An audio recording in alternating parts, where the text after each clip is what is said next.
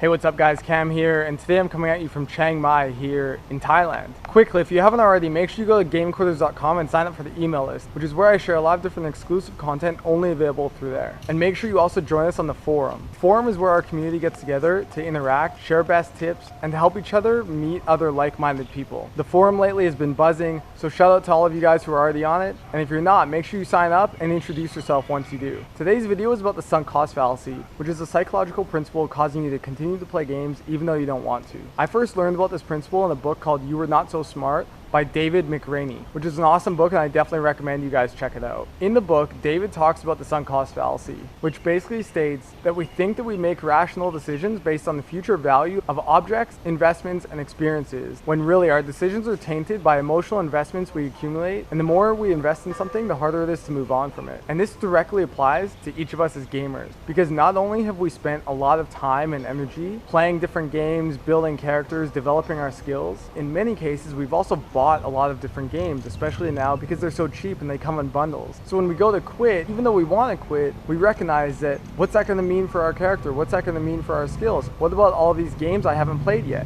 And this is the sunk cost fallacy at play. This also has to do with loss aversion, which is another psychological tendency we all have to avoid losses instead of acquiring gains. So we'd rather continue to play games and avoid losing our characters or all the skills we've developed instead of acquiring this really amazing life, which is what we really want. The reason I think it's so valuable for us to understand things like the sunk cost fallacy or loss aversion, we need to understand that why we're doing things are for specific reasons, especially when it comes to games, and that the way we justify playing isn't always based on logic, and usually there's some sort of emotional investment behind it. As humans, we're designed to avoid feeling pain, so in order to break through the sunk cost fallacy or loss aversion, we need to take a step back and recognize that we're in an emotional state and create the opportunity to look at it from a more logical perspective. Simply by being aware of this is super powerful. If you've been watching these videos, you'll see time and time again that simply by understanding why you're doing what you're doing, it gives you incredible power to leverage that in order to do the things that you really do want to do. One way to get into more of a logical state is to write out a pros and cons list. I find writing things down really helps, and when you create a pros and cons list, you can see why you're doing what you're doing.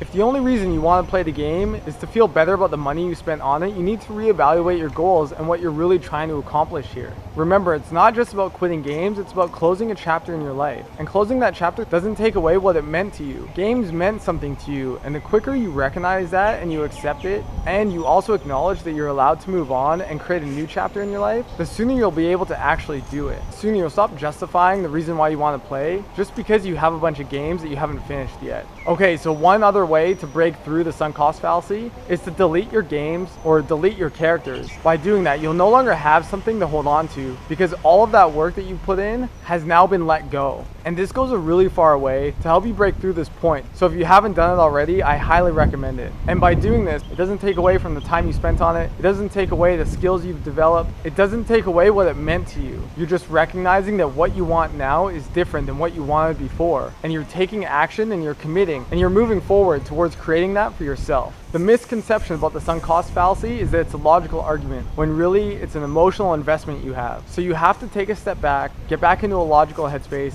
and recognize that continuing to put more and more time into it isn't going to make it mean something more, isn't going to make it more worth it. And if we're being real, by continuing to play, you're just going to look back on it in a couple months and wonder what the fuck you're doing. So have the courage to take that step, to quit and start moving forward. Trust me, it's worth it. So if you're ready to quit playing video games right now, I want you to grab my guide called Respawn. The link is below. Respawn will take you through the next 5 steps you need to take right now to quit playing video games and get your life back on track. Over 100 people have used this guide to successfully quit playing games, and the feedback has been really great. So make sure you grab your copy. That's it for me today. I hope I see you guys on the forum. I'll talk to you guys soon. All right, peace.